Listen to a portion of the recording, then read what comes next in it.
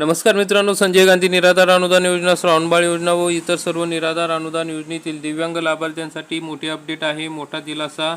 मित्रांनो, विभागाची press note जाहीर करण्यात आलेली आहे. UDID नसलेल्या दिव्यांग लाभार्थ्यांसाठी ही मोठी अपडेट आहे. SAS पोर्टलवर मुदतवाढ देण्यात आलेली आहे. तर मग मित्रांनो, सक्षमीकरण विभागाच्या विशेष सहाय्य योजनेचा लाभ घेणाऱ्या आणि अद्याप वैश्विक ओळखपत्र प्राप्त न केलेल्या दिव्यांग लाभार्थ्यांसाठी मोठा दिलासा मिळालेला आहे. महा-DBT पोर्टलच्या तांत्रिक अद्ययावतीकरणामुळे लाभार्थ्यांना त्यांचा अर्ज क्रमांक SAS पोर्टलवर अद्ययावत करण्यासाठी आता 15 जुलै 2026 पर्यंत मुदतवाढ देण्यात आलेली आहे.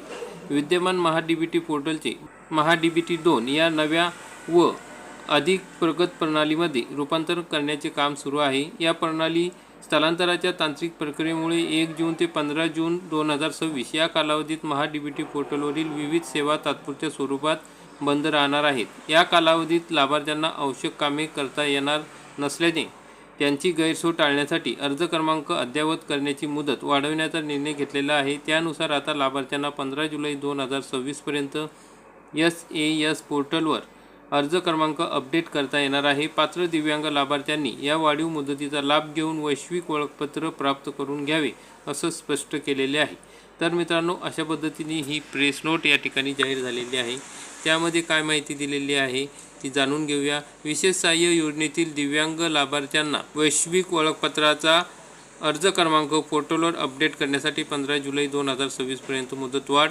दिव्यांग सक्षमीकरण विभाग आपण या ठिकाणी बघू शकता. दिव्यांग सक्षमीकरण विभागाच्या अंतर्गत विशेष सहाय्य योजनेचा लाभ घेणाऱ्या आणि अद्याप वैश्विक ओळखपत्र नसलेल्या दिव्यांग लाभार्थ्यांसाठी एक अत्यंत महत्त्वाची बातमी आहे. महा-DBT पोर्टलच्या तांत्रिक अडचणीमुळे अद्ययावतीकरणामुळे लाभार्थ्यांना त्यांचा अर्ज क्रमांक SAS पोर्टलवर अद्ययावत करण्यासाठी 15 जुलै 2026 पर्यंत मुदतवाढ देण्यात आलेली आहे. यापूर्वी दिव्यांग सक्षमीकरण विभागाच्या दिनांक 15/5/2026 रोजीच्या शासन निर्णयानुसार ओळखपत्र नसलेल्या दिव्यांग लाभार्थ्यांना 15 जून 2026 पर्यंत स्वावलंबन पोर्टलवर अर्ज करून आपला अर्ज क्रमांक पोर्टलवर अपडेट करण्याबाबतचे निर्देश देण्यात आले होते.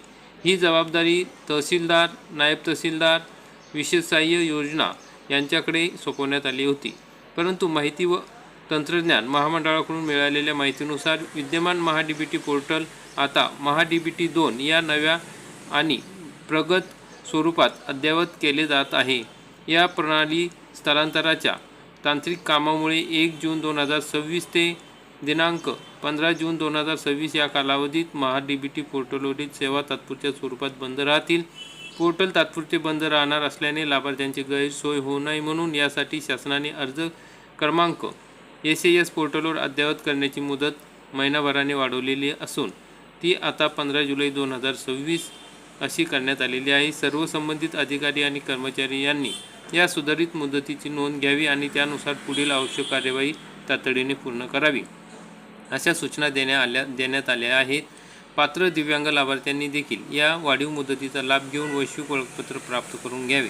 म्हणजे मित्रांनो, ज्या लाभार्थ्यांचे UDID कार्ड नाही, ज्यांच्याकडे UDID कार्ड हरवलेले आहेत किंवा काही प्रॉब्लेम आहेत, काही अडचण आहेत, त्यांचे SAS पोर्टलवर नोंद नाही, अशा सर्व दिव्यांग लाभार्थ्यांनी 15 जुलैपर्यंत मुदतवाढ देण्यात आलेली आहे.